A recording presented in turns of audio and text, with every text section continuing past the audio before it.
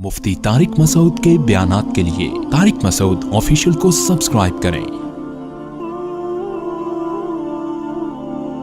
Tariq Masood official.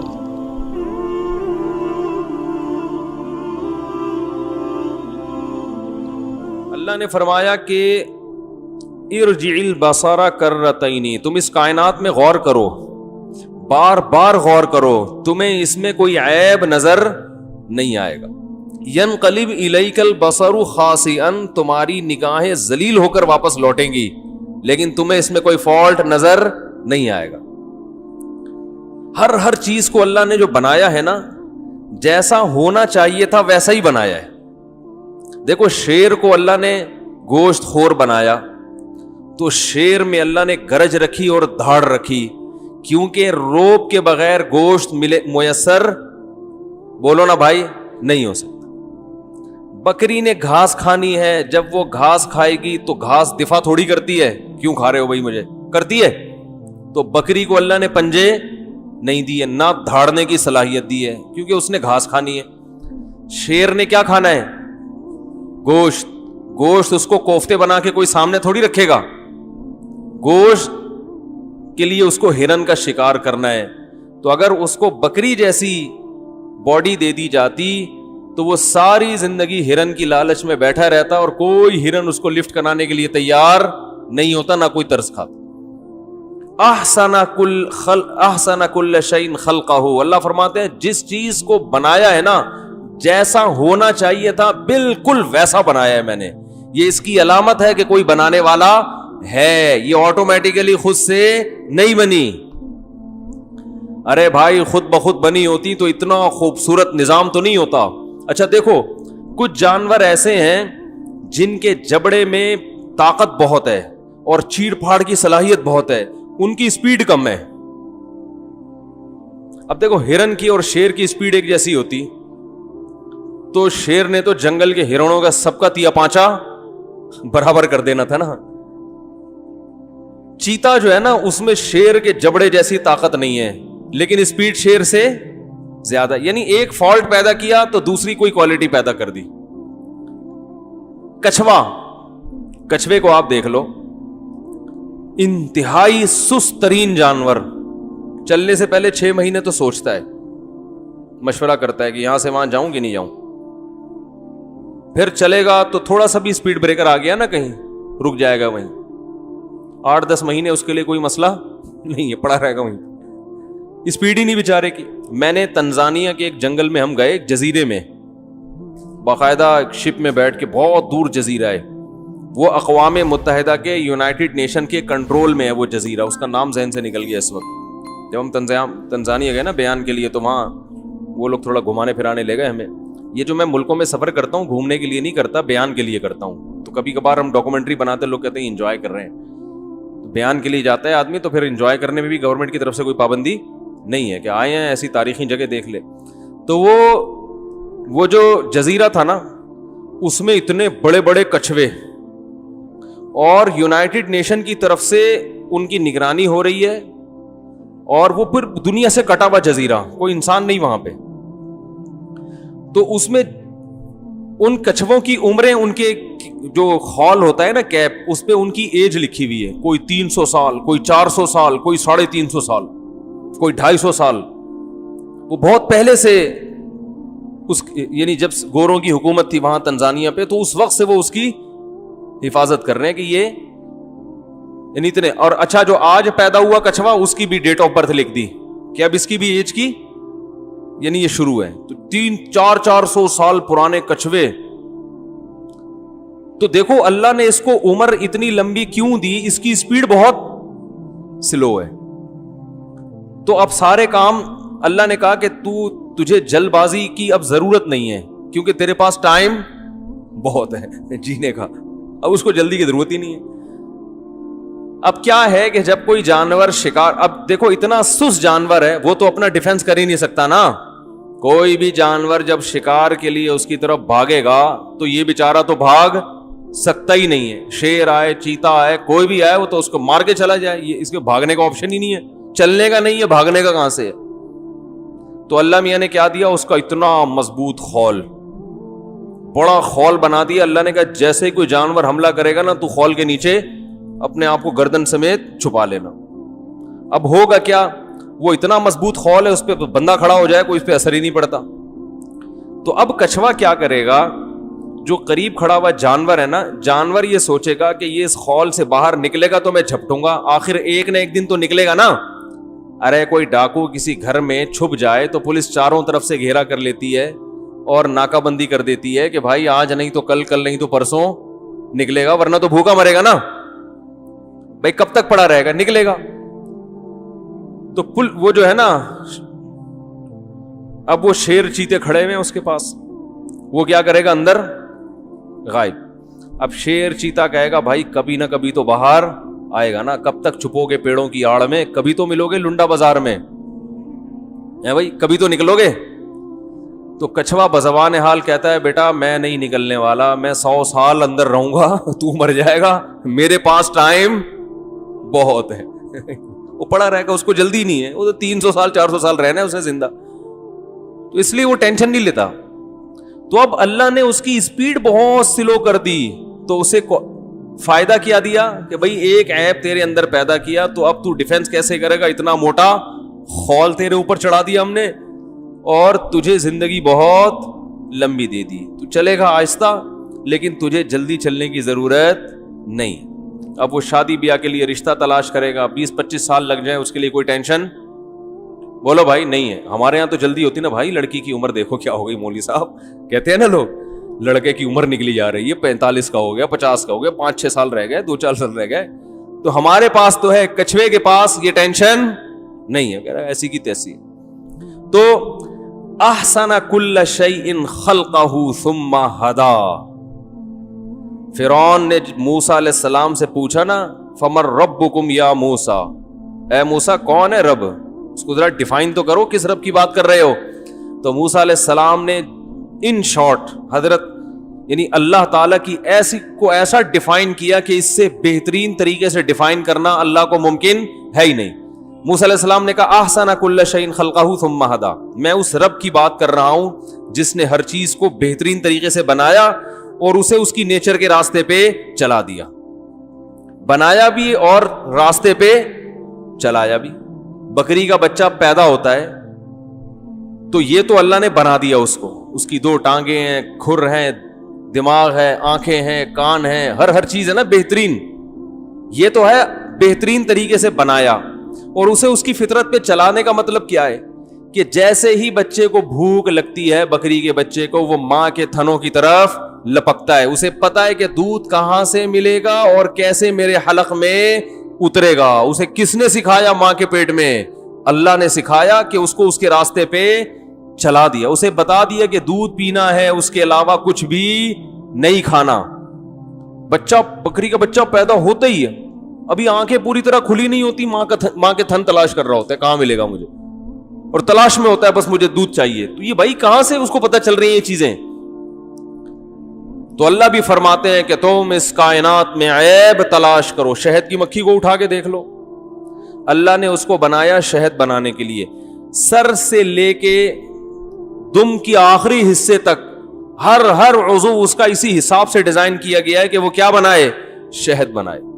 اسی حساب سے آنکھیں دی گئیں, اسی حساب سے اتنا سا کھوپڑی میں دماغ, اس میں ایسی ٹائٹ انسٹالیشن ہوئی ہے کہ وہ بائی ایئر سفر کرتی ہے اور اسے ٹریگنومیٹری کا علم سیکھنے کی ضرورت نہیں ہے, بائی ایئر سفر کرتے کرتے چھتے پہ پہنچ جائے گی وہ. یہ جو شہد کی مکھی چھتوں تک واپس پہنچتی ہے یہ آسان نہیں ہے, سائنسدان حیران ہے یہ جاتی کیسے ہے, اتنا دور نکل کے اس کو راستے یاد کیسے رہتے ہیں کہ کہاں واپس آنا ہے. دیکھو جب انسان زمینی سفر کرتا ہے نا تو علامتیں دیکھ دیکھ کے جاتا ہے, وہ آسان ہے. بائی ایئر سفر کرنا ٹریگنومیٹری کے علم کے بغیر ممکن, بولو نا بھائی, نہیں ہے. جہاز میں جو سفر ہوتا ہے نا وہ یہ تھوڑی, دیکھو پیدل سفر تو ایسے ہوتا ہے, میں آپ سے کہتا ہوں بھائی ادھر کلندری چوک سے ہو کر آؤ, آپ کہیں مفتی صاحب مجھے راستہ معلوم نہیں, تو میں آپ کو بتاؤں گا یار یہاں سے سیدھے نکلو گے تو جیسے ٹن مارو گے ایک کالے رنگ کا گیٹ آئے گا, ٹھیک ہے نا, تو آپ نے دیکھ لیا کالا گیٹ ہے, ہاں کالے گیٹ سے تھوڑا 1 میٹر آگے جا کے لیفٹ پہ ٹن مارنا, ایک نیم کا درخت آئے گا, ٹھیک ہے نا, وہاں 2 پوڈری بیٹھے ہوئے ہوں گے, ہوتے ہیں نا, تو وہ جیسی پوڈری ہیں ان کی طرف توجہ نہیں دینا, آگے نکل جانا. اس لیے کہ بہت سارے نیم کے درخت ہیں تو آپ کنفیوز ہو سکتے ہو. تو آپ نے بتایا 2 پوڈری وہاں بیٹھے ہوئے ہوں گے. ہمارے ہاں ایسا ہی ایڈریس ہوتا ہے بھائی, پوڈری موڈری آپ کو ہر جگہ ملیں گے. تو پھر ہم کہتے ہیں آگے جاؤ گے تو ایک گولے گنڈے والا آئے گا. وسیم گولے گنڈے کو لیفٹ پہ چھوڑتے ہوئے تھوڑا سا آگے جاؤ گے تو وہ جلیبی والا آ جائے گا. ٹھیک ہے نا. تو ایسے ہم ایڈریس سمجھا رہے ہوتے ہیں. جتنا دور پہنچانا ہے آدمی بولو نا بھائی پہنچ جاتا. لیکن جب بائی ایئر سفر کرو گے, جیسے بھی یہ لاہور سے کراچی, تو یہ تو نہیں کہ پائلٹ کو یہ بتایا جائے بھائی تو جب لاہور سے اٹھے گا نا ذرا نیچے دیکھتے رہنا, بادشاہی مسجد آئے گی. بادشاہی مسجد سے نا آگے مینار پاکستان سے سیدھا ٹرن مارنا. تو ایسا نہ ہو آگے وہ انڈیا نہ نکل جانا. ادھر ٹرن مارنا تو ملتان تھوڑا آگے جا کے, اتنی جلدی آئے گا نہیں لیکن میں مثال دے رہا ہوں کہ ملتان کے لال رنگ کا نا وہ ایک عمارت نظر آئے گی, سمجھ لو آدھا راستہ طے ہو گیا ہے, ملتان آ گیا. ملتان سے تھوڑا آگے ٹرن مارو گے کھیت آنا شروع ہو جائیں گے کھجور کے, سمجھ لو سکھر. کیا ہو گیا بھائی, ایسے سفر کرتا ہے جہاز. وہ تو کرو ٹریگنومیٹری ہے کہ بھائی عرض بلد طول بلد اسی پہ چل رہا ہوتا ہے نا. تو مکھی کے بارے میں جو سائنسدان ہیں, شہد کی مکھی کے بارے میں, وہ یہ کہتے ہیں کہ شہد کی مکھی چھتے سے اڑ کے جب دور دراز علاقوں پہ جاتی ہے تو یہ زمینی نشانات دیکھ کے سفر نہیں کرتی. تبھی اگر شہد کی مکھی چھتے سے نکلے اور باغ میں جائے, درمیان میں وسیم گولے گنڈے والا اس کو ملے, آپ وسیم گولے گنڈے والے کو وہاں سے ہٹا دو, واپسی پہ پھر بھی مکھی کہاں پہنچے گی, چھتے میں. لیکن اگر آپ کو ویسے میں نے ایڈریس سمجھایا, ادھر سے جاؤ, ادھر 2 پوڈری بیٹھے میں, ادھر سے وسیم گولے گنڈے والا, آپ گئے وہ پوڈری چلے گئے تھے وہاں سے, تو آپ تو وہیں کھڑے ہوئے یار پتہ نہیں کون سا درخت بولا تھا مفتی صاحب نے, ہے بھائی یہ تو سلیم گولے گنڈے والا ہے, وسیم تو یہاں پر کوئی ہے نہیں. تو آپ کنفیوز ہو جاؤ گے نا. مکھی کنفیوز نہیں ہوتی, جاتے ہوئے وسیم گولے گنڈے والا ہو یا آتے ہوئے سلیم گولے گنڈے والا ہو, مکھی کی صحت پہ اس سے کوئی اثر نہیں پڑتا. اس نے بائی ایئر سفر کرنا ہے اور سورج کی کرنوں سے اندازہ لگاتی ہے, سائے سے اندازہ لگاتی ہے کہ میں جب نکلی تھی تو یہ سایہ یہاں تھا, واپسی پہ یہ سایہ یہاں ہے. اس سے پتہ نہیں اس کے دماغ میں اللہ نے ایسا کرو ٹریگنومیٹری کی ایکویشنز انسٹال کر دی ہیں کہ اتنا پیچیدہ علم کہ تبھی قرآن کہہ رہا ہے فصل کی سبل ربی کی ذلولا, اے مکھی تو شہد کی تو پھلوں کی تلاش میں دور دراز علاقے کی طرف چلی جا, گھبرانا نہیں, واپسی کے لیے تیرے رب نے تیرے راستے تیرے لیے مسخر کر دیے. ذلولا کا معنی ان کو ذلیل کا معنی کم تر بنا دیا. تو ان راستوں پہ بیٹھ کے آئے گی, وہ راستے تیرے فرما بردار ہیں, تجھے راستے سے پوچھنا نہیں پڑے گا, راستے تجھے خود بتائیں گے کہ کہاں جانا ہے. تو نے راستوں کو ہم نے تیرا غلام بنا دیا ہے. کیسی اللہ کی قدرت ہے بھائی, یہ خود بخود بن سکتی ہے. یہ اللہ فرما رہے ہیں کہ اس کائنات میں غور کرو, تمہیں کوئی عیب نظر نہیں آئے گا. اور فرجع البصر کرتین, بار بار نگاہ اٹھا کے دیکھو, ہل تری من فطور, کوئی فطور تمہیں نظر آیا اس میں. اور ینقلب الیک البصر خاسئا, فرمایا تمہاری نگاہیں ذلیل ہو کر آئیں گی, وہو حسیر, اور تھک چکی ہوں گی.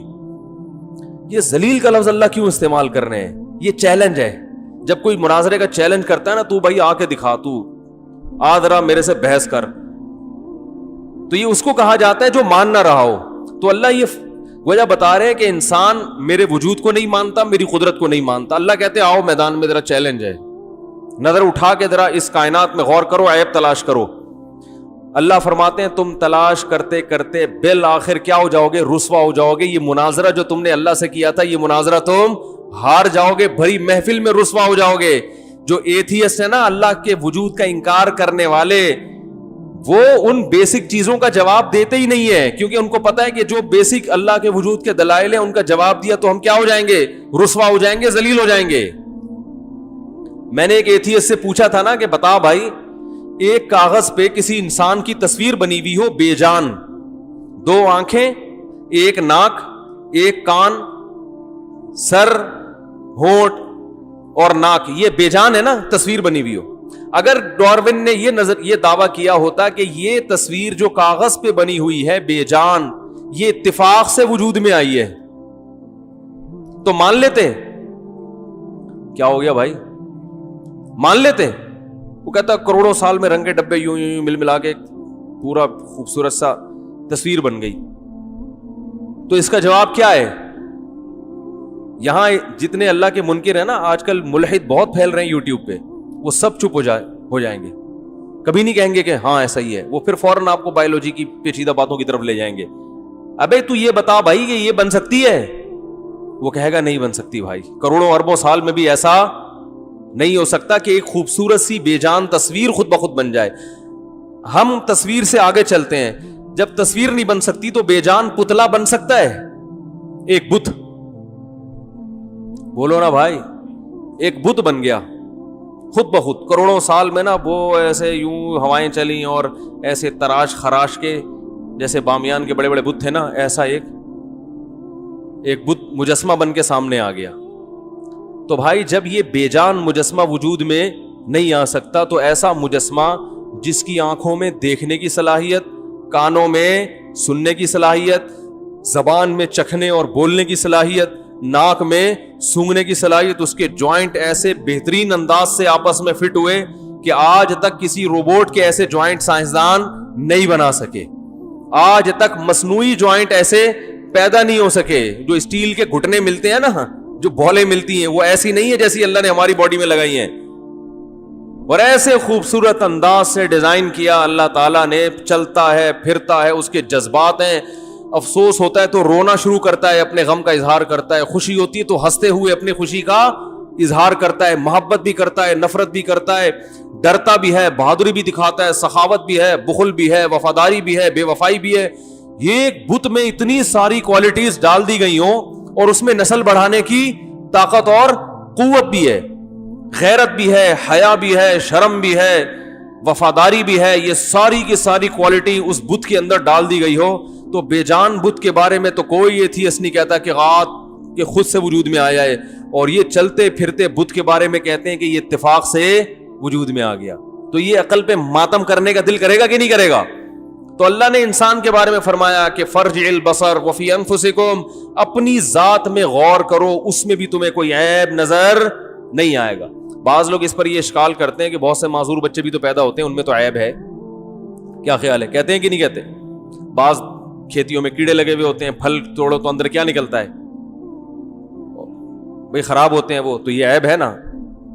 تو بھائی یہ عیب جو ہے نا، جب اللہ نے انسانوں کو پیدا کیا، کروڑوں اربوں انسانوں کو عیب کے بغیر پیدا کیا، تو یہ اس کی علامت ہے کہ یہ عیب قدرت میں عیب کی وجہ سے نہیں ہے. اگر ہوتا تو ہر ایک میں فالٹ ہوتا، بلکہ اس عیب میں بھی اللہ کی کوئی حکمت اور مصلحت ہے. وہ یہ بتانا چاہتا ہے کہ میں اس طرح بھی پیدا کر سکتا ہوں. دیکھیں، ایک انجینئر بڑی خوبصورت عمارت بناتا ہے، ہر عمارت بہت خوبصورت، ایک اس نے ٹیڑھی میڑھی بنا دی. تو اب آپ اس کی ایک ٹیڑھی میڑھی عمارت کو دیکھ کے کہہ رہے ہیں کہ یہ عیب دار چیزیں بناتا ہے، یا اس کو عمارت بنانی آتی نہیں ہے. تو کہے گا بھائی میری جو قدرت کا شاہکار ہے وہ بلڈنگیں جو میں نے بنائی ہیں ان کو جا کے دیکھو، ان سے تمہیں پتہ چل جائے گا ہر طرح کی بلڈنگ بنانا جانتا ہوں. یہ جو میں نے ایسے کی ہے نا، یہ بتانے کے لیے نہیں کہ میں عیب دار ہوں، یہ بتانے کے لیے کہ میں یہ بھی کر سکتا ہوں. ٹھیک ہے نا؟ جب میرا ارادہ ہوتا ہے تو میں جو چاہے کر لیتا ہوں، اس میں میری اللہ کی حکمتیں مصلحتیں ہیں. تو اللہ تعالیٰ نے انسان کو بے عیب بنایا.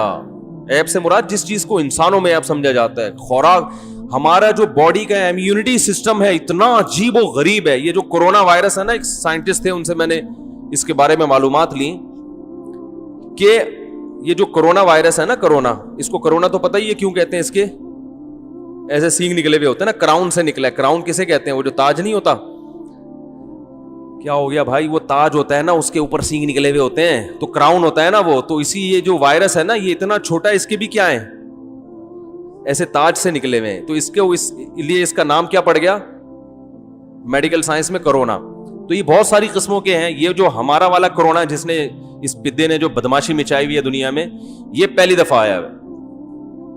یہ والا جو نوول کرونا جسے کہتے ہیں، یہ عام بیکٹیریا سے 200 گنا چھوٹا ہے. اب میرا مقصد کوئی میڈیکل سائنس کی بغراتیاں آپ کے سامنے پیش کرنا نہیں ہے. یہ آپ کے مفتی صاحب نے پتہ نہیں کیا ٹاپک شروع کر دیا. بس بتانے کہ اللہ کی قدرت دیکھو کہ جب کوئی بیماری حملہ کرتی ہے تو ہماری باڈی اس سے لڑتی کیسے ہے. تو یہ خود بخود تھوڑی ہو سکتا ہے یہ سسٹم. تو یہ جو کورونا نوول ہے نا، یہ بدماش یہ ہے جس نے بدماشی دنیا میں مچائی ہوئی ہے. یہ عام بیکٹیریا سے جو چھوٹے چھوٹے جو ہمیں نظر نہیں آتے ان سے 200 گنا سے بھی زیادہ چھوٹا ہے. اس لیے میں نے تو اس کو, ڈاکٹر نے تو کورونا نوویل کا نام دیا, لیکن میں نے اس کو پدے بدماش کا نام دیا ہے. ٹھیک ہے, ہماری دیسی زبان میں اس کو کیا کہتے ہیں؟ ٹھگنا بدماش. پدا نہیں, ٹھگنا بدماش, ٹھگنا. تو آئندہ میں اس کو کورونا اس کو جب بھی تعبیر کروں گا تو ٹھگنا, اس سے پتا چلتا ہے ٹھگنے لوگوں سے ہوشیار رہا کرو. ٹھیک ہے, بعض ٹھگنے ہوتے بہت چھوٹے چھوٹے ہیں لیکن وہ دماغ ان کا بہت کام کر رہا ہوتا ہے. سارے نہیں ہوتے جو میرا بیان سن رہے ہیں ان کے علاوہ. تو اب دیکھو 200 گنا چھوٹا ہے یہ کر کیا رہا ہے بدماشی؟ ہر وائرس یہی کرتا ہے. یہ وائرس کم بخت آپ کے ناک سے جب گھسا نا اندر گیا پھیپڑوں میں, تو پھیپڑوں سے جا کے یہ چپک جاتا ہے. اچھا, یہ کوئی حیات جانور نہیں ہے, جرثومہ نہیں ہے. جیسے بیکٹیریا میں تو جان ہوتی ہے نا, ہل رہے ہوتے ہیں, اس کو تو اسپرے کرو مر جائیں گے فوراً, یا اینٹی بایوٹک کھاؤ فوراً ختم ہو جاتے ہیں. اس کی مثال دیتے ہیں ڈاکٹر جیسے بیج ہے نا, نہ اس میں روح ہے اور نہ اس کو بے جان کہہ سکتے ہیں. جیسے پودے زی روح چیز تو نہیں ہوتے مگر ہوتے جاندار ہیں. تو یہ جب ہمارے پھیپڑوں میں جا کے چپکتا ہے, ہمارے سیل میں داخل ہوتا ہے, تو جیسے بیج جو ہے نا, بیج جب آپ زمین میں بوتے ہیں تو وہ اپنے حساب سے زمین کے وہ اپنے حساب سے اگنا شروع ہو جاتا ہے نا, اپنے حساب سے. تو یہ بھی جب پھیپڑوں میں جاتا ہے تو جو ہمارے سیل ہیں ان کو اپنے حساب سے تبدیل کرنا شروع کر دیتا ہے. اور وہ کیا ہوتے ہیں کہ ہمارے جو سیل ہے نا وہ کورونا وائرس میں چینج ہونا شروع, 1 سے 2, 2 سے 4, 4 سے 8, 8 سے 16, 16 سے 32 ملٹی پلائی ہونا شروع ہو جاتے ہیں. اب اللہ کی قدرت دیکھو کہ جیسے ہی ہماری باڈی میں کوئی وائرس داخل ہوتا ہے نا, تو ہمیں پتہ بھی نہیں ہوتا, ہماری باڈی اس وائرس کی باقاعدہ اسٹڈی کرنا شروع کر دیتی ہے. سمجھ رہے ہیں؟ وہ یہ دیکھتی ہے ہو کیا رہا ہے, یہ کون سا بدماش کس راستے سے آیا ہے اور اس کو پکڑنا کیسے ہے. تو باقاعدہ ہمیں نہیں پتا, ہم گھوم رہے ہیں, ہو سکتا ہے ہمیں یہاں پتہ نہیں کتنے لوگوں کو پازیٹیو ہو. گھبرائے نہیں, بھاگے نہیں, بیٹھے رہیں فاصلے سے بیٹھے ہوئے, ٹائم لگائے گا یہاں سے وہاں پہنچنے میں. ٹھیک ہے نا. تو یہ کیا کرتا ہے بدماش کہ یہ اب جیسے لنگس میں داخل ہوا اور وہ کیا ہوا, وہ کورونا بننا وہاں پہ اسٹارٹ ہو گئے, 1 سے 2, 2 سے 4, اور پھیپڑے ختم ہونا شروع. ہمیں نہیں پتا ہوتا, لیکن جیسے ہی یہ حملہ کرتا ہے, ہماری کوئی بھی وائرس حملہ کرتا ہے, ہماری باڈی سب سے پہلے اس کو اسٹڈی کرنا, جیسے باقاعدہ کتابیں کھول کھول کے نہیں سائنسدان تحقیق کر رہے ہوتے یہ ہوا کیا ہے. ٹھیک ہے نا, ایسے باڈی اس کو اسٹڈی, کوئی بھی وائرس آتا ہے نا باڈی اسٹڈی کرتی ہے ہو کیا رہا ہے. پھر ہماری باڈی جب سمجھ جاتی ہے نا تو اینٹی باڈیز بناتی ہے. اب اگر سمجھنے میں باڈی نے ٹائم بہت لگا دیا تو انا للہ و انا الیہ راجعون. اس کی مثال ایسے جیسے کسی ایسی آرمی نے آپ کے ملک پہ حملہ کیا جس آرمی کے اٹیک کے طریقے آپ جانتے تھے, اس کے ویپن سے بھی آپ واقف تھے, تو اس اور راستوں کا بھی پتا تھا یہاں سے آتی ہے, تو وہاں تو فوراً دفاع کے لیے پہلے سے آرمی تیار ہوتی ہے نا. تو جو وائرس ہماری باڈی کو پہلے سے اٹیک کرتے رہے ہیں یا باڈی ان کا اٹیک جھیل چکی ہے, تو وہ وائرس تو جیسے ہی باڈی میں آتا ہے باڈی فوراً پکڑ کے اس کا گلا گھونٹ کے مار دیتی ہے اس کے لیے. تو باڈی تبھی جن کو بچوں کو خسرہ نکلتا ہے یا چکن پاکس نکلتا ہے تو آپ کو پتا ہے کہ وہ دوبارہ نہیں ہوتا, کیونکہ وہ دوبارہ باڈی میں اتنا دفاعی نظام اتنا مضبوط ہو چکا ہوتا ہے, باڈی کو پتا ہے کہ یہ دشمن یہاں سے حملہ کرتا ہے اور یہ ویپن استعمال کرتا ہے, اس کو وہیں پٹخ کے مار دو.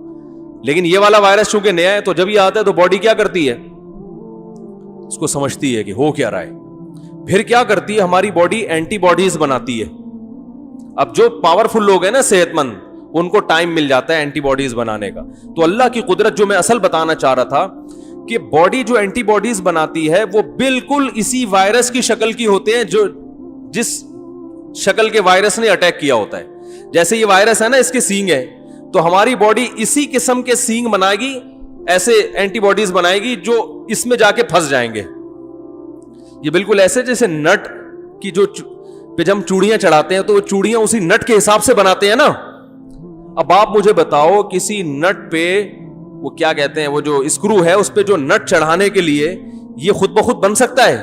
یہ تو آپ کو جا کے آرڈر دینا پڑتا ہے پلمبر کو کہ یار یہ اسکرو ہے, اس کے حساب سے کیا بنا دو, نٹ بنا دو. تو وہ اس کی شکل دیکھتا ہے, اس کو ناپتا ہے کتنا, اسی حساب سے بناتا ہے. یہ خود بخود نہیں ہوتا. تو یہ وائرس جب باڈی میں پیدا ہوتا ہے نا, باڈی میں گھستا ہے, تو ہماری باڈی کیا کرتی ہے, بالکل اسی جیسی اینٹی باڈیز بناتی ہے. انہی کے اتنے ہی سینگ ہوتے ہیں, وہی شکل ہوتی ہے, تاکہ یہ جا کے اس میں, بولو نا یار کیا ہو گیا, پھنس جائے. ہمیں نہیں پتا ہوتا, لیکن قدرت کے جو کارخانے ہیں نا وہ ہماری باڈی میں کام کر رہے ہوتے ہیں. پھر یہ کیا کرتے ہیں, جا کے اس کو پکڑ کے خود بھی مرتے ہیں اور اس کو بھی مار دیتے ہیں. اور پھر آہستہ آہستہ ہماری باڈی اینٹی باڈیز بنا کے وہ جہاں جہاں وہ کمبخت ٹھگنا گھوم رہا ہوتا ہے نا, اسی جیسے ٹھگنے ہماری باڈی اس کے پیچھے بھیجتی ہے. بالکل ایسے ہے جیسے کسی ملک کی آرمی نے حملہ کیا, اور ہماری آرمی پہلے اس کو سمجھے کہ حملہ کہاں سے کیا, ان کے پاس ویپن کون کون سا ہے, ان کو پکڑنا کیسے, پوری اسٹڈی کر کے پھر حملہ کرے. اور جتنے بندے انہوں نے چھوڑے تھے اسی سائز کے اتنے بندے ان کے پیچھے چھوڑ کے جو فدائی حملہ کرتے ہیں. کیونکہ اینٹی باڈیز جو ہے نا, جب یہ وائرس کو مارتی ہیں تو خود بھی کیا ہو جاتی ہیں, ختم. یہ بالکل فدائی حملہ ہے, وہ جا کے دھماکے ہو رہے ہیں, اور ہماری باڈی کو زندہ رکھنے کا قدرت کی طرف سے بولتے کیوں نہیں یار, انتظام ہو رہا ہے. پھر کیا ہوتا ہے کہ ہماری باڈی ایک وائرس کمبخت کو بھی نہیں چھوڑتی ہے, لیکن اس کے بعد باڈی اتنی مضبوط ہو جاتی ہے کہ دوبارہ کوئی ٹھگنا ہمیں بیمار نہیں کر سکتا. وہ اینٹی باڈیز باڈی میں ہمیشہ کے لیے رہ جاتی ہیں کہ اب تو آ کے دکھا. پہلی دفعہ تو ہمیں پتہ نہیں تھا, اسٹڈی میں ٹائم لگا تھا نا, اب تو آ کے دکھا. تبھی کہتے ہیں نا کورونا سے جس کو ایک دفعہ اٹیک ہو گیا دوبارہ اٹیک کا چانسز بہت کم ہوتے ہیں. تو یہ تو میں نے ایک چیز بتائی ہے, ہر بیماری کے ساتھ یہی ہو رہا ہے, اور 24 گھنٹے ہو رہا ہے. دیکھو جب ہماری روح نکلتی ہے, تھوڑی دیر میں بدبو آنا شروع ہو گئی نا باڈی سے, تھوڑی دیر میں ہوتا کیا ہے, گوشت پہ جو جرمز اٹیک کرنے والے ہوتے ہیں نا 24 گھنٹے اٹیک کر رہے ہیں, اور ہماری باڈی کے جرمز ان سے 24 گھنٹے لڑ رہے ہیں. ایسی جنگ ہو رہی ہے نا ہماری باڈی میں 24 گھنٹے, ادھر سے جرمز اٹیک کر رہے ہیں, ادھر سے ہماری باڈی کے جرمز اٹیک کر رہے ہیں. نیا کوئی جرثومہ آیا تو باڈی اس کو سمجھ کے اسی حساب سے نیا جرثومہ پیدا کرتی ہے. جیسے ہی انسان کی آنکھ بند ہوئی, ہماری باڈی کے جو اٹیک سسٹم, جو دفاعی سسٹم تھا وہ ختم. پھر اللہ بتاتے ہیں کہ دیکھو اب تمہارے اندر دفاع کرنے والا کوئی بھی نہیں ہے, تو 10 منٹ کے بعد مردے کا حال دیکھو کیا ہوتا ہے. ایسے جرمز اٹیک کرتے ہیں کہ وہ تو غنیمت ہے. جرمز تھوڑے دیر کے بعد پھر جو کیڑے پڑتے ہیں, پھر جو بدبو آتی ہے. تو یہ کیسا نظام ہے بھائی, یہ بت خود سے بن گیا, اور اس کے اندر دفاعی نظام جیسے وائرس ہیں اسی جیسے اینٹی باڈیز بن کے اس کو پکڑ رہی ہیں, حملہ کر رہی ہیں. خدا کی قسم ان میں سے ایک کام بھی خود بخود نہیں ہو سکتا, یہ ناممکن ہے. تو اللہ فرماتے ہیں وفی انفسکم, اپنے آپ کے اپنے اندر غور کر. میڈیکل سائنس میں تو ڈاکٹروں کو تو اللہ پہ زیادہ ایمان لانا چاہیے, وہ تو زیادہ اللہ کو پڑھتے ہیں. ایک سائنسدان تھا, ہمارے فزکس کے ٹیچر تھے 9th کلاس میں, اللہ ان کی مغفرت فرمائے, اگر دنیا سے جا چکے ہیں, بہت عمر تھی ان کی, بڑی اچھی باتیں کیا کرتے تھے, بہت ماہر تھے. انہوں نے بتایا کہ ایک انگریز سائنسدان کے بارے میں کہ وہ کان پہ جس سائنسدان نے ریسرچ کی ہے نا, جب وہ لیبارٹری میں ریسرچ کر رہا تھا تو حالانکہ وہ غیر مسلم تھا, بے اختیار اس کی زبان سے انگلش کا ایک ورڈ نکلا, وہ چیخا لیبارٹری میں, اور اس جس کا ترجمہ یہ بنتا ہے کہ خدا واقعی بہت زبردست سننے والا اور دیکھنے والا ہے. اس نے کہا خدا نے ایسا کان بنا دیا, سننے کا جو سسٹم ہے ہمارا بے انتہا پیچیدہ ہے, ریز آ کے ٹکرا رہی ہیں, ٹھیک ہے نا, اور ہمارا کان ہر ریز میں فرق کر رہا ہے کیونکہ فریکوینسی الگ الگ ہوتی ہے نا. اب جو میں الفاظ بول رہا ہوں, جو لہریں نکل کے آپ کے کان سے ٹکرا رہی ہیں, یہ ہر لفظ کی الگ لہر بن رہی ہے, اور اسی سے آپ کا کان فرق کر رہا ہے کہ یہ بول کیا رہا ہے. تو لہروں کا کھیل ہے, ریز کا کھیل ہے. تو وہ چیخ اٹھا, اس نے کہا کہ جس نے یہ کان بنایا ہے وہ یقیناً بہت سننے والا اور دیکھنے والا ہے. ایسی سننے کا آلہ اس نے لگا دیا, خود کتنا سنتا ہوگا وہ. تو بھائی جب بصیرت کی آنکھیں کھول کے انسان کائنات پہ غور کرے گا تو ہر چیز میں اسے اللہ کا وجود نظر آئے گا, اور جب بصیرت کی آنکھیں اندھی ہو جائیں گی تو مخلوق میں ہر چیز اسے اللہ سے دور کرے گی. تبھی جو دنیا میں زیادہ غور کرتے ہیں یا تو اللہ کے بہت قریب ہو جاتے ہیں یا مادہ پرست بن جاتے ہیں. ایک بات سنا کے اپنی بیان کو ختم کرتا ہوں. یہ واقعہ میں نے پہلے بھی 2-3 دفعہ بیان کیا. ہمارے ابھی جاننے والے ٹیچر ہیں وہ, تو وہ مجھے بتا رہے تھے کہ یونیورسٹیوں میں نا آج کل ایتھیزم بہت زیادہ پھیل رہا ہے, الحاد بہت پھیل رہا ہے. تو کہہ رہے ہیں کہ ہمارے ایک پروفیسر ہیں جو ملحد ہیں, میرے ساتھ گاڑی میں سفر کر رہے تھے اور کھلے عام اللہ کا انکار کرتے ہیں وہ. تو تو کہنے لگے کہ مجھے بتاؤ کہ گاڑی کے ایکسیلریٹر پہ اگر ہم پاؤں رکھتے ہیں تو گاڑی چلتی ہے, ایکسیلریٹر پہ پاؤں رکھتے ہیں تو چلتی ہے, بریک پہ پاؤں لگتے ہیں تو رکتی ہے. تو خدا تو کچھ نہیں کر رہا, معاذ اللہ. خدا کہاں ہے؟ ہر کام کسی لاجک سے ہو رہا ہے, اللہ معاذ اللہ نہیں ہے. کہتے ہیں اللہ کرے گا, اللہ سے ہوتا ہے, اللہ سے غیر سے نہیں ہوتا. کہاں اللہ کر رہا ہے؟ گاڑی پہ یوں چلاؤ تو چلے گی, روکو تو بھائی اللہ تو جب ہے کہ جب روک رہے ہو, لیکن اللہ چلا رہے ہیں اس کو, جب چلا رہے ہیں تو اللہ کیا کر رہا ہے؟ روک رہا ہے. تو ایسا کچھ بھی نہیں ہے, ہر کام سبب سے ہوتا ہے. میں نے کہا بھائی ان پروفیسر کی جو بصیرت کی آنکھیں ہیں وہ کیا ہو گئی ہیں؟ اندھی. یہ جو گاڑی کی انہوں نے مثال دی نا, یہی خدا کے وجود کی بہترین مثال ہے کہ گاڑی جب تک ایکسیلریٹر پہ پاؤں نہیں رکھتے چلتی نہیں ہے. تو گاڑی ایک حرکت سے, ایک کنڈیشن سے دوسری کنڈیشن میں تبدیل نہیں ہو سکتی جب تک کہ چینجر نہ ہو, اس کو چینج کرنے والا نہ ہو. تو گاڑی خود سے بن کیسے سکتی ہے جب تک کہ بنانے والا نہ ہو, ہے بھائی؟ اور جب گاڑی کو کسی نے بنایا تو وہ خود کیسے بن سکتا ہے جب تک کہ اسے کوئی بنانے والا نہ ہو؟ پتہ ہے چلا, یہاں ہر چیز کی ایک لاجک ہے, خود بخود کچھ نہیں ہوتا. تو سوال پیدا ہوتا ہے پہلی دفعہ کیسے ہو گیا؟ تو اس کی بھی لاجک ہے. وہ لاجک یہی ہے کہ ایک ذات ایسی ہے جو کسی کچھ کام کرنے میں کسی لاجک کی محتاج نہیں ہے. اگر آپ اس ذات کو نہیں مانتے تو یہ لاجیکل بات کر رہے ہو آپ. بہت مشکل ہے بھائی, بہت مشکل ہو گیا سمجھانا. تو یہ خود سارا دن اللاجیکل باتیں کر رہے ہوتے ہیں اور ہمیں کہتے ہیں ہم ہر چیز کی لاجک تلاش کرتے ہیں. وہ کیسی لاجک تلاش کر رہا ہے بھائی تو؟ صحیح ہے نا, یہ کیسی لاجک ہے کہ جو گاڑی جب تک چلاؤ نہیں تو چلتی نہیں ہے, وہ بن کیسے گئی؟ وہ پوری کائنات کیسے بن گئی؟ اور بنانے والا کیسے بن گیا جس نے اس گاڑی کو بنایا؟ پھر یہ کہ اعتراض کرتے ہیں کہ پھر جس نے بنایا ہے اللہ, وہ خود کیسے بن گیا؟ بھائی اس کو تو ہم جانتے ہی نہیں ہیں, وہ مادہ تھوڑی ہے, وہ کریٹڈ تھوڑی ہے, وہ تو کریٹر ہے. ہم بات کر رہے ہیں کریٹڈ کی, جو چیزیں بنی ہیں وہ خود سے نہیں بن سکتی. بنانے والے کے بارے میں تو ہم بحث ہی نہیں کر رہے. آپ ان چیزوں کو تو ہمیشہ سے مان رہے ہو, یہ بے عقلی کی بات تو آپ تسلیم کرتے ہو. جو بنانے والا ہے اس کو ہمیشہ سے ماننے کے لیے تیار نہیں ہو, حالانکہ وہ تو عقل سے بالا تر ہے. تو یہ سارے بیوقوف لوگ ہیں جو ہماری یونیورسٹیوں میں آج پروفیسر بنے ہوئے, سائنسدان بنے ہوئے.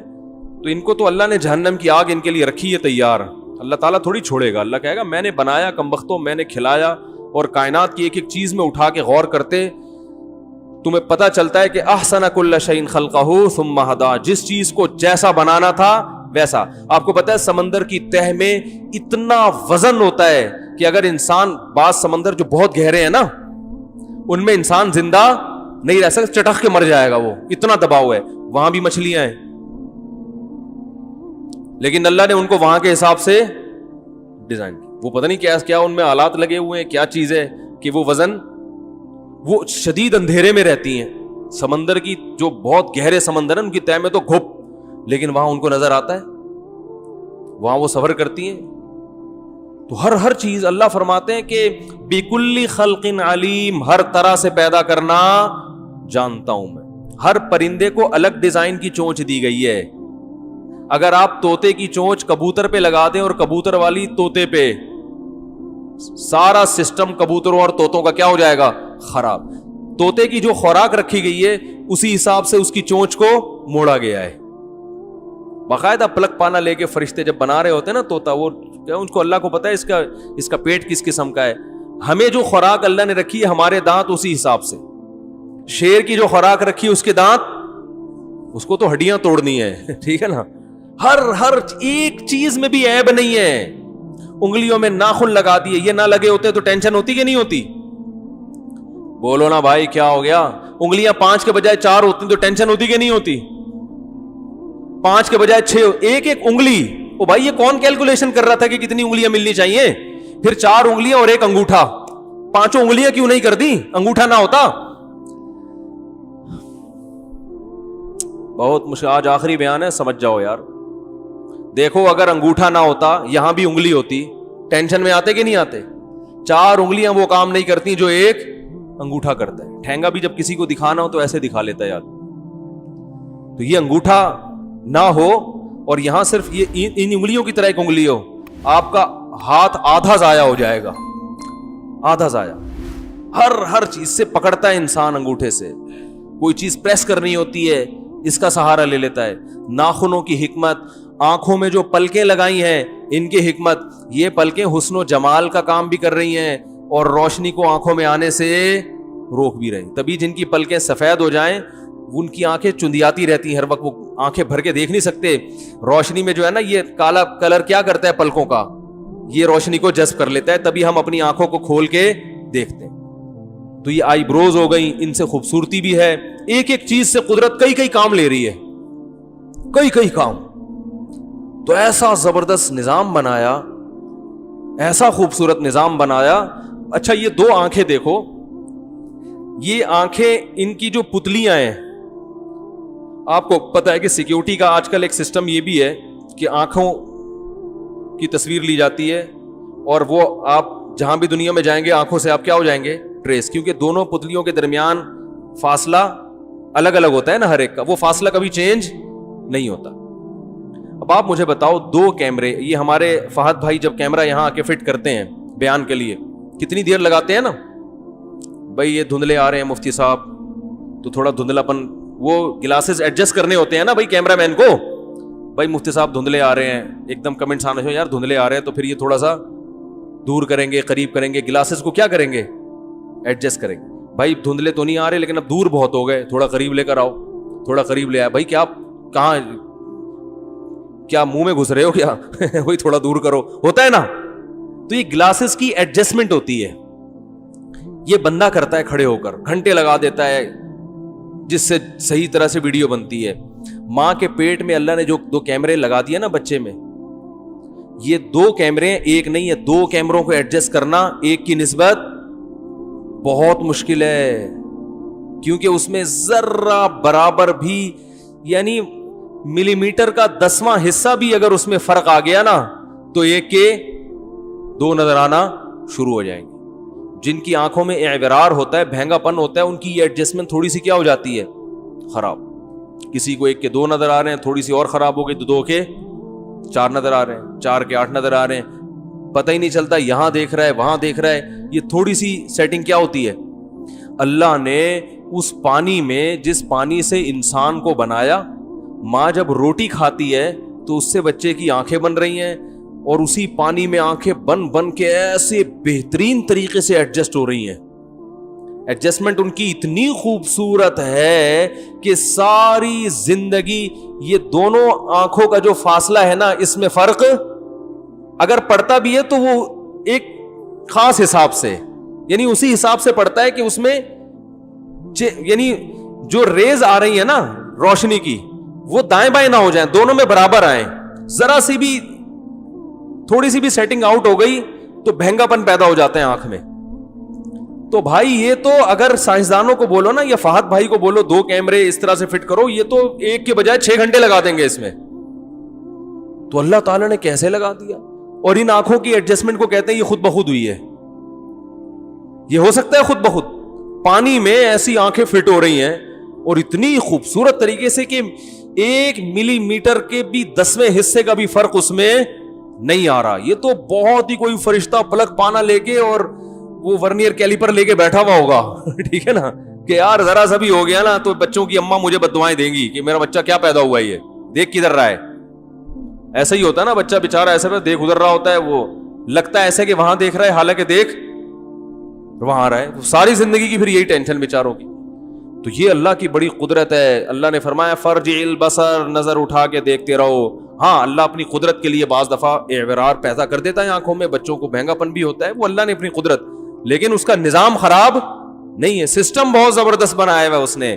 تو بھائی یہ خود بخود کچھ بھی نہیں ہو سکتا, یہ سارا ایک.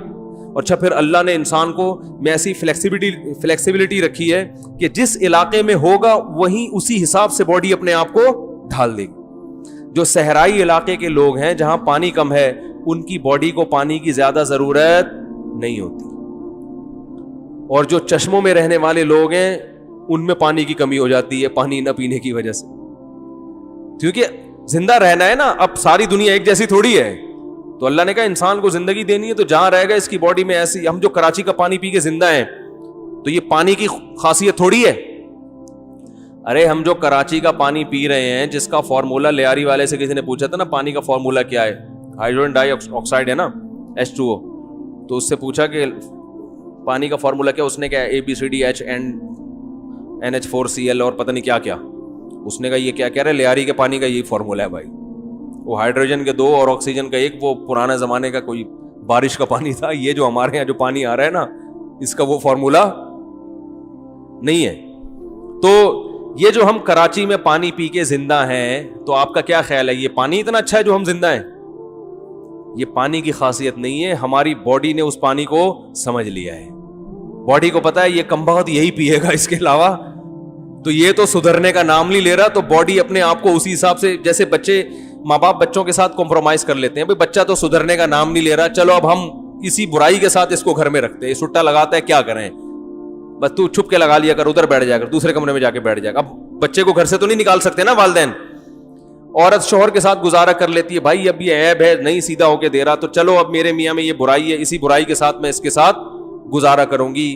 میاں بعض دفعہ بیوی کی خامیاں برداشت کر لیتا ہے, تو یہ سب معاشرے میں چلتا ہے. تو بالکل اللہ نے باڈی کا بھی یہ سسٹم لگایا ہے کہ باڈی پہلے تو احتجاج کرتی ہے, پانی جب پیو گے باڈی بیمار ہوگی, گلا خراب ہوگا, نزلہ ہو رہا ہے, زکام, باڈی کہہ رہی کیا انسان ہو, ہائیڈروجن ڈائی آکسائڈ پلا بھائی میرے کو, یہ تو کیا پلا رہا ہے. لیکن ہمارے پاس اس کے علاوہ NH4 اور ABCD کے علاوہ کچھ ہے ہی نہیں. تو پھر اللہ نے کہا اس طرح تو سارا کراچی مر جائے گا. پھر ایک کراچی نہیں, وہ تو بنگالی پاڑا ہے, وہ تو ایک بھی زندہ نہیں رہے گا بنگالی پاڑے میں, وہ تو بےچارے پتہ نہیں کیا پی رہے ہیں, تو یہ تو ساری آبادی ویسے ہی مر جائے گی. تو پھر اللہ نے باڈی کو سمجھا دیا کہ بھائی تو اپنے آپ کو اسی حساب سے ڈھال لے. اب کیا ہوتا ہے کہ کوئی انگریز آئے اور یہ پانی 1 گلاس پیے, صبح تک اس کا جنازہ اٹھ جائے گا, وہ زندہ نہیں رہ سکتا. لیکن وہ حیران ہوتا ہے یار یہ صبح شام افطاری میں بھی یہی, سحری میں بھی یہی پی رہے ہیں. بھائی اس لیے کہ ہماری باڈی نے کمپرومائز کر لیا ہے کہ بھائی اس نے تو یہی پینا ہے. تو وہ باڈی نے اینٹی باڈیز اتنی بنا دی ہیں, اس پانی میں جو جرمز ہوتے ہیں جراثیم, ان کے خلاف لڑنے کی طاقت باڈی نے اتنی پیدا کر لی ہے کہ باڈی کہتی ہے تو جو بھی آئے گا نا میں جو ہے نا اس کی خبر لوں گی. اچھا یہ جو کرونا وائرس سے ہمارے پاکستان میں بہت زیادہ لوگ متاثر نہیں ہو رہے نا, بعض ڈاکٹر اس کی ایک ریزن یہ بھی بیان کرتے ہیں کہ ہمارے ہاں ملیریا کے جو پیشنٹ ہیں نا وہ بہت ہیں. ایک ڈاکٹر نے مجھے بتایا کہ بہت سے لوگ ہمارے ملک میں ایسے ہیں جن کو ان کا خیال ہے کہ ہمیں ملیریا نہیں ہوا, لیکن ان کو بھی ہوا ہوگا, کیونکہ مچھروں نے یہاں ہول سیل کے حساب سے ہمیں کاٹا ہے کہ نہیں. کون پاکستانی ایسا ہوگا جس کو 10-20 کروڑ مچھر زندگی میں نہ کاٹ چکے ہوں ہیں. تو انہوں نے بتایا کہ ہوتا یہ ہے کہ ملیریا کے جرمز داخل ہوئے تو باڈی نے اس کے خلاف فائٹ کیا اور اس پہ قابو پا لیا, تو انسان کو پتہ ہی نہیں ہوتا کہ مجھے ملیریا ہوا ہے. تو بہت سے ایسے لوگ ہیں. تو انہوں نے کہا یہ تحقیق تو نہیں ہے لیکن ایک تھیوری ہے کہ جن لوگوں پہ ملیریا کا اٹیک ہوا ہے نا ان پہ کورونا کا اٹیک کم اثر کر رہا ہے. یہ ریسرچ نہیں ہے, یہ ڈاکٹروں کی تھیوریز ہوتی ہیں کہ اندازے ہوتے ہیں کہ جن علاقوں میں ملیریا زیادہ پھیلا تھا انہوں نے دیکھا وہاں کورونا کے آثار ذرا کم ہے. تو ایک وجہ یہ ہے, یہ ہو سکتی ہے کہ جو ہماری جن اینٹی باڈیز نے ملیریا کی باڈیز سے فائٹ کی ہے نا, تو وہ اس سے لڑنا بھی یہ اسی سے کچھ آپس خاندان ایک ہی ہوگا, سلام دعا ہوگی ان دونوں وائرس کی آپس میں. تو بہت سی بیماریاں اٹیک کر رہی ہوتی ہیں, ہمیں پتا ہوتا ہی نہیں ہے, اور ہماری باڈی اس پہ کور. میرے ایک دفعہ وہ بلڈ دینے کے لیے گیا انڈس ہاسپٹل, وہ لوگ ساری بلڈ کی رپورٹس دیتے ہیں, میں نے خون دیا تو انہوں نے رپورٹ دی, انہوں نے کہا آپ زندگی میں کسی کو خون نہیں دینا.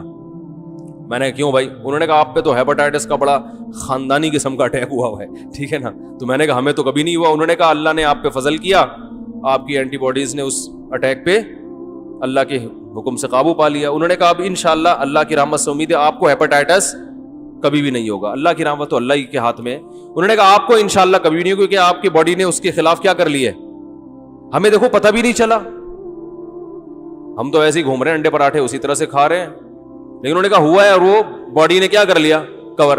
لیکن انہوں نے کہا کسی کو آپ نے بلڈ دیا تو اس کی باڈی, اس کا کوئی گارنٹی بولو بھائی نہیں ہے.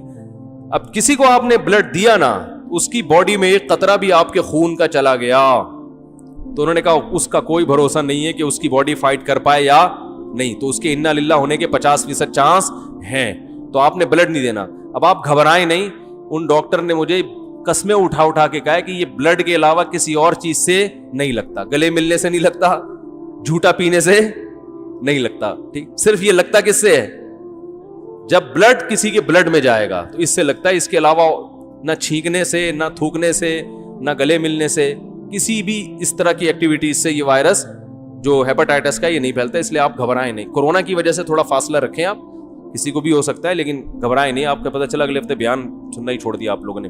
لیکن میرے لیے ٹینشن اس خبر کے بعد یہ ہو گئی ہے کہ میں انڈس ہاسپٹل کی طرف سے لوگوں کو خون دینے کی ترغیب دے کے خود پتلی گلی سے نکل جاتا ہوں.